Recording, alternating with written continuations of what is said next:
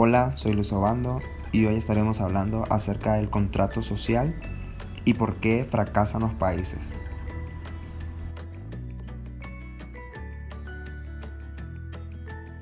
La teoría del contrato social dicta que las personas viven juntas en la sociedad siguiendo un contrato que establece las reglas del comportamiento moral y político.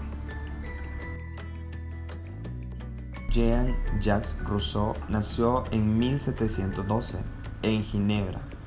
Creció en una familia protestante de origen francesa, el cual llevó a cabo en su juventud aventurada y agitada la influencia de una forma definitiva a la vida y al carácter del filósofo. Rousseau reveló desde su más tierna infancia su carácter decidido y una naturaleza indomable. A consecuencia de esta situación, su descuido en la educación y sus años iniciales, el ilustre filósofo cobró fama con su primera publicación, El discurso sobre las ciencias y el arte, obteniendo el premio de la Academia Francesa de Dijon, donde daba respuesta a la pregunta de si el restablecimiento de las ciencias y de las artes había logrado una contribución en la depuración de la moralidad humana, que creía que, lejos de purificar las costumbres, entorpecían y alejaban al humano de la virtud. Otra de las obras más importantes de Rousseau fue El contrato social. Trata principalmente sobre la libertad e igualdad de los hombres bajo un Estado instituido por medio de un contrato social. Esta obra brinda elementos para entender la idea de que la educación está bajo las normas del Estado y que por tanto, ésta debe garantizar la educación pública. El comienzo de esta obra fue dividida en 4 libros en los que se refiere a su estructura, donde ofrece una exposición muy clara de la forma en que Rousseau pretende compaginar elementos ideales y reales, morales y psicológicos. Trata de considerar a los hombres del cómo son y a las leyes como deberían ser, y de compaginar lo que permite el derecho con lo que prescribe su interés. La cuestión de la justicia y del derecho deben unirse a las exigencias de interés y la utilidad. La estructura de cualquier comunidad depende de muchos factores: la extensión del territorio, de la población, la fertilidad del terreno, las tradiciones y las costumbres específicas. Respecto a la monarquía, Rousseau dice cosas bastante duras, puesto que cree que los reyes quieren ser absolutos. Siempre quieren aspirar a ejercer su propio poder a expensa de sus súbditos e incluso en este caso, a pesar de todas sus limitaciones, a la monarquía parece ser la forma de gobierno adecuada para los grandes estados. Sin embargo, su opinión de Rousseau fue poco y se puede ayudar a tales estados, ya que se considera en vías de perdición. El contrato social es una obra cuya vida se desarrolló a lo largo del siglo XVII, pero fue la misma cuestión y fue tratada anteriormente por los filósofos ingleses Thomas Hobbes y John Locke. ¿Quién fue Thomas Hobbes? Hobbes nació el 5 de abril de 1588 en Westport, Inglaterra, y falleció el 4 de diciembre de 1679 en Desbridge, Inglaterra. A Hobbes se le recuerda especialmente por ser considerado uno de los fundadores de la filosofía política moderna. Dentro de sus obras escribió Leviatán en 1651, y este fue en un periodo de guerra civil en Inglaterra, donde se discutía quién debía ocupar la soberanía, el rey o el parlamento. Hobbes plantea la cuestión del poder en términos muy generales y se pregunta por qué debe existir y cómo ha de ser. Y para responder a estos interrogantes, la figura del contrato social es su clave. Aunque Hobbes no usa el término contrato, sino que quien lo usa por primera vez es Rousseau. Pero él lo usa para definirse a este pacto originario. Si para Aristóteles, y en general, Para su pensamiento clásico, desde la antigüedad, el orden político es una condición del orden natural. Para Hobbes, el orden político es, por el contrario, el resultado de un contrato y por lo tanto es una convención de una decisión tomada libremente por quienes lo adoptan y es lo único que puede fundamentar las bases del poder civil. John Locke nació el 29 de agosto de 1632 en Renton, Reino Unido, y falleció el 28 de octubre de 1704 en High-Lever, Reino Unido. Sus mayores logros: fue considerado como uno de los más influyentes pensadores del empirismo inglés y conocido como el padre del liberalismo. John recoge su visión del contrato social en su principal obra, Dos ensayos sobre el gobierno civil, en 1690, donde la idea de su naturaleza humana es cristiana.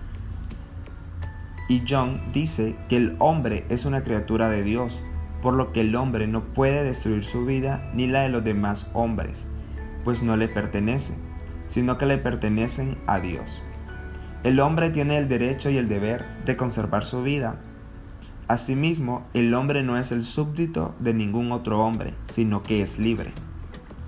Si la naturaleza humana lleva incierta el derecho y el deber de preservar su vida, ¿para qué hace falta una comunidad? Para Locke, se puede dar que nadie cumpliera ese derecho y ese deber, y en caso de conflicto en su cumplimiento, la naturaleza humana no cuenta con la existencia de una autoridad que los dirimiera, por lo que la comunidad trata de suplir esas carencias del estado de naturaleza. Teorías. La teoría del contrato social dicta que las personas viven juntas en la sociedad, siendo un contrato que establece las reglas del comportamiento moral y político. Algunas personas creen que si vivimos respetando un contrato social, podemos vivir moralmente por voluntad propia y no porque así lo dicta un ser divino. Y su principal tarea consistió en analizar la naturaleza del hombre y su puesto en el orden de las cosas. Rousseau no dudó en denominarse el retratista de la naturaleza y el historiador del corazón humano. Sus ideas constructivas se basan en un presupuesto compartido por la mayoría de sus contemporáneos, que es la existencia de una naturaleza humana universal, de una esencia específica del hombre. ¿Por qué fracasan los países? Acemoglu y Robinson argumentan que el crecimiento económico a la vanguardia de la tecnología requiere una estabilidad política. ¿Quién es Daron Acemoglu?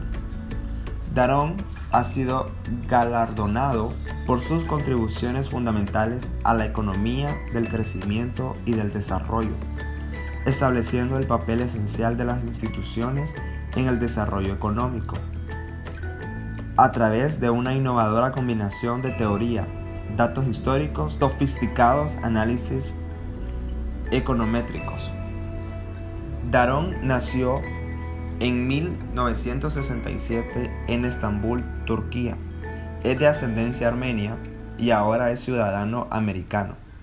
Se graduó en la Universidad de York en Reino Unido en 1989 y se doctoró en 1992 en London School of Economics, donde fue profesor durante un año, y en 1993 se convirtió en miembro del Instituto Tecnológico de Massachusetts, donde actualmente ocupa la cátedra Elizabeth and James Killing de la economía. ¿Quién es James Alan Robinson? Nació en 1960 y es un economista politólogo británico. Actualmente es profesor reverendo Dr. Richard Pearson de Estudios de Conflictos Globales y profesor universitario de la Escuela de Harris Políticas Públicas de la Universidad de Chicago. También se desempeña como director del Instituto Pearson para el Estudio y Resolución de Conflictos Globales de la Escuela de Harris. Robinson estudia lo que es la diferencia a los países centrándose en las instituciones económicas y políticas subyacentes que conducen a algunos a la prosperidad y a otros al conflicto. Robinson ha realizado investigaciones en países de todo el mundo, incluidos Chile, República Democrática del Congo, Haití, Filipinas, Sierra Leona, Sudáfrica y Colombia, donde enseña todos los veranos en la Universidad de los Andes en Bogotá.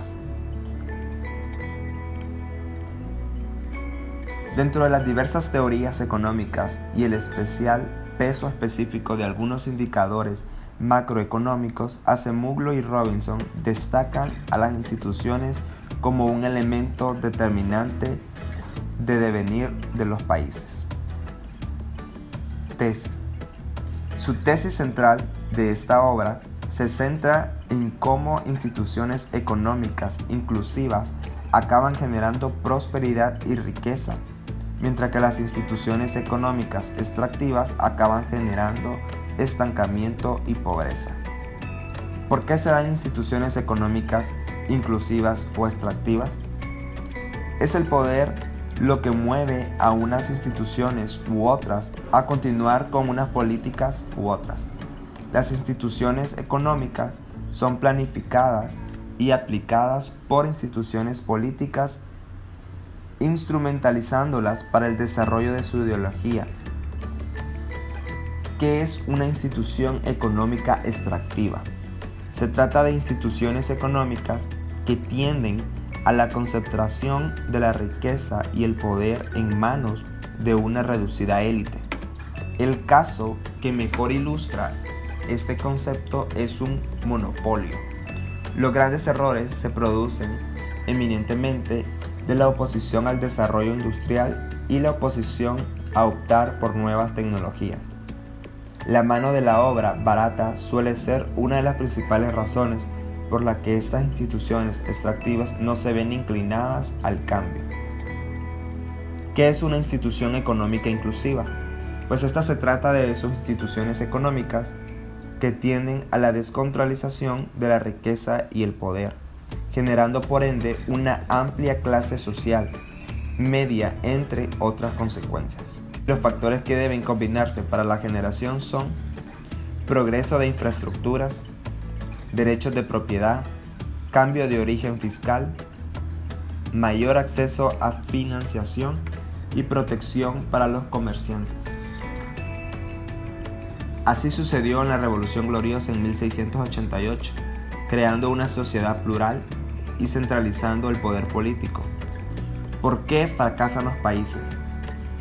Los países fracasan, según los autores, porque tienen instituciones extractivas que viven en un constante círculo vicioso y no cuentan con recursos lo suficientemente recurrentes como para mantener a su población con un estatus de vida cómodo. Sus instituciones económicas no crean los incentivos necesarios para que la población ahorre, invierta e innove. Las instituciones políticas extractivas apoyan a estas instituciones económicas con el objetivo de consolidar su poder.